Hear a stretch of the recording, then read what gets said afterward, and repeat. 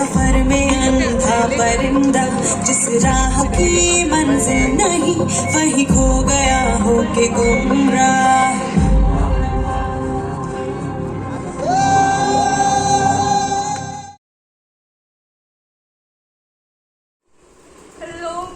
Family, कैसे हैं आप सब लोग। Welcome you back all of you to my channel and hope you all are doing very great. So guys, मैं कल मूवी देख कर के आई हूँ, ऑब्वियसली जो अभी की बिल्कुल ब्लॉकबस्टर है, जो इंडिया में बिल्कुल ट्रेंडिंग है, and the Kerala movie. And बहुत से लोगों को कमेंट्स आ रहे थे मेरे पास की मूवी कैसी थी, कैसी लगी, हम जाएँ देखने या नहीं।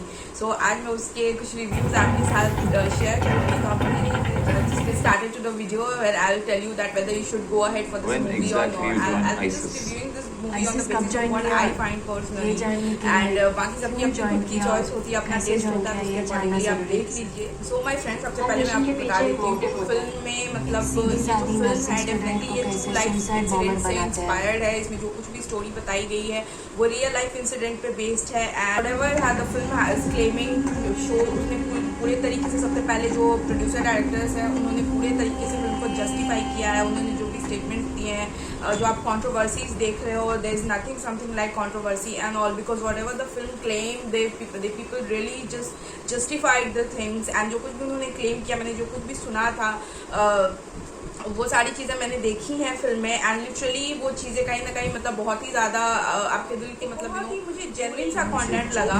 What I find the difference between the rest movie and this movie is कि फिल्म में बहुत ज़्यादा सेंसर ने कट ऑफ नहीं किया। सेंसर की कैचिंग बहुत सारे जगहों पे, अगर वहीं डेफिनेटली शायद सेंसर की कैचिंग चल सकती थी, बट इस फिल्म को एज इट इज ही लोगों ने मतलब बहुत ज़्यादा कट ना करते हुए बहुत ही मतलब सिंपल तरीके से एंड बहुत ही लाइक एज इट इज ही चीज़ों को रहने दिया है। एंड ऑनेस्टली चीज़ों को मुझे बहुत पर्सनली अच्छी लगी।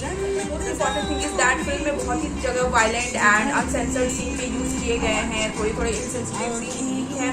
तो अगर आप इन चीज़ों से इजीली डिस्ट्रैक्ट होते हैं या फिर अगर आपको एंजाइटी वैसे मैं लेकर आई थी, बट मैं नहीं यहाँ लगा सकती हूँ because of copyright.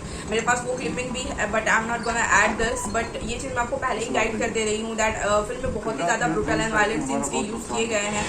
Rather than the topic which like Islam conversion, वो दूसरा टॉपिक है, बट जिस तरह की सीन की जो पिक्चराइजेशन हुई है, जो पूरी फिल्मिंग हुई है मूवी में, जो कुछ भी स्टार कास्ट ने बहुत अच्छा अपने रोल को जस्टिफाई किया है, लाइक आदा Sharma and whomsoever the else the male actors are even everybody justified their role.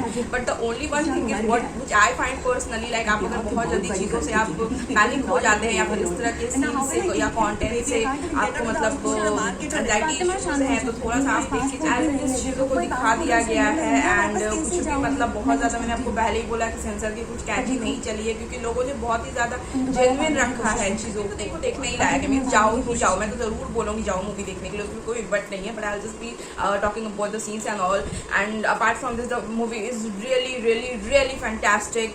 And whatsoever इतनी controversies हो रही थी, इतने लोग बोल रहे हैं, मुझे इसमें controversy का कोई टॉपिक नहीं लगा। because if something has happened, injustice has happened with someone, definitely हमारा ये फर्ज बनता है। सबसे पहले तो हमें आज तक, अगर मैं थैंक यू बोलूँगी लोगों को जिन लोगों ने इस टॉपिक को अप्रोच करके हमें हमारे तक लाया है। बिकॉज सीरियसली गाइस, आप मुझे बताओ कितने लोगों को पता था इस चीज़ के बारे में। मुझे नहीं लगता कि लोगों को डेफिनेटली पता, बिकॉज ये वो न्यूज़ होते हैं जो हमें अंडर द पैकेट रखे जाते हैं, उन्हें कभी भी आउट ऑफ द बॉक्स नहीं लाया जाता। एटलीस्ट आज because of this movie we are knowing that what has happened actually, and in fact what is happening in current date also, because कोई डेट खत्म नहीं हुआ है, still these things are happening and that totally put me in shock. Like मतलब इस तरह की चीज़ें हैं, तो मैं बिल्कुल भी इस चीज़ को कंट्रोवर्सी ना करते हुए मैं अप्रिशिएट करूँगी। My salute and hats off to them. Means सच में ये जानते हुए कि the film will definitely go into some conflicts and controversies part, कहीं कहीं फिल्म पे तो एक दो केस वगैरह भी हैं, still the film is justifying and whatever the content they have shown, means the way they have shown. मैंने आज तक जितनी भी मूवी देखी है उसमें से इस मूवी को मैं सबसे अलग करके देख रही हूँ, not because of the scenes and the content. Means कुछ भी इसमें अलग नहीं किया गया। लोगों की आंख खोलने के लिए जितना भर हो पाया है चीज़ों को original and as it is ही रखा गया है, which is again a very big deal. पूरी फिल्म नहीं बता रही हूँ यहाँ पे आपको कि आपको मजा ना खराब हो जाए, बट वही है कि चीजें दो तीन लड़कियों के बीच ही जो है वो घूम रही है। And one of them are not ready for conversion, she didn't converted into rest to people just got stuck into the web of, कहते हैं ना, web of a spider. And किस तरीके से उनकी लाइफ डिस्ट्रॉय हुई है, एंड वो सारी चीज़ों को फिल्म में बताया गया है। मतलब जो सीन्स लिए गए हैं, मैंने पहले बोला, जो सिनेमेटोग्राफी है फिल्म की, जो एडिटिंग पार्ट्स हैं, एंड जो उसका इंट्रो म्यूजिक है, everything is just fantastic and super. Film बहुत हद तक कश्मीरी फाइल्स के वर्ज पर ही है। अगर आप देख, मेरी फास्ट में भी बहुत हद तक चीज़ों को मीन्स वहाँ पे उतने ओपनली नहीं दिखाया गया था, फिल्म में और भी ज़्यादा ओपनली चीज़ों को मतलब दिखा दिया गया। मीन्स ब्रूटैलिटी को, वायलेंस को कुछ नेक्स्ट लेवल पे ही फिल्म में दिया गया है, कहीं भी किसी चीज़ को कट आउट नहीं किया गया है। तो ये आप सोच लो, मैं आपको बार बार बोल रही हूँ। एंड अदा Sharma really did her job, बहुत अच्छी एक्टिंग करी है उन्होंने, एंड जो भी मेकर्स हम लोगों ने बहुत मेहनत की है। इसके साथ साथ एक छोटी सी और चीज़ है जो मैं ऐड करना चाहूँगी जाते जाते। इस फिल्म को जरूर ही जाओ देखने के लिए, I must go and watch movie this is basically. But the second thing is that, एक बार ये सोचिए कि इस तरह के कन्वर्जन में या फिर इस तरह की चीज़ों में आप अक्सर आप IAS को बोल रहे हो, आप उन लोगों को बोल रहे हो, क्या हमारी खुद की उसमें गलती नहीं होती है? क्या हम खुद इसके लिए जिम्मेदार नहीं होते? अगर बिकॉज वो जो भी चीज़ें हो रही हैं उनके लिंक्स भले IAS से like out of the border वो कनेक्टेड है, वो दूसरे कंट्रीज में माइग्रेट करवा रहे हैं फीमेल्स को, बट क्या वो हमारी लाइक हमारे कहीं अब इंटरनल चीज़ों में आपको ऐसा नहीं लगता है कि फॉल्ट है? बिकॉज पासपोर्ट बनवा करके कंट्री माइग्रेट करवाना, बॉर्डर क्रॉस करवाना, ये सारी चीज़ें कैसे होती है? कहीं ना कहीं तो लोग खुद ब खुद इन्वॉल्व उसमें ज़रूर है, कहीं ना कहीं लोग खुद भी इन्वॉल्व हैं, तभी ये चीज़ें हो रही हैं। एक जगह ऐसा दिखाया गया है कि उन लड़कियों के साथ बदतमीजी की गई, एंड जिन लोगों ने बदतमीजी करी वो आकर के उन्होंने उसके कपड़े फाड़ दिए, एंड उसके बाद जाके उस बंदी ने उसे मैनिपुलेट कर रही थी, वो एक सीन मैं स्पेशली यहाँ पे इसलिए बोल रही हूँ बिकॉज मेरे को उसको बताना है। उस बंदी ने आकर के अपना हिजाब से जो पहनते हैं वो लोग, उससे उसने कवर किया, एंड विच जस्ट गेव, और ये चीज़ें काफ़ी अच्छी मैनिपुलेशन के लिए उन लड़कियों के काम आ गई। वो मैनिपुलेट कर रही थी उसे हिजाब पहनने को, और वो इंसिडेंट क्रिएट किया गया, एंड उसके बाद उन बंदियों को ट्रस्ट हो गया कि हाँ जी, हिजाब पहन के घूमने से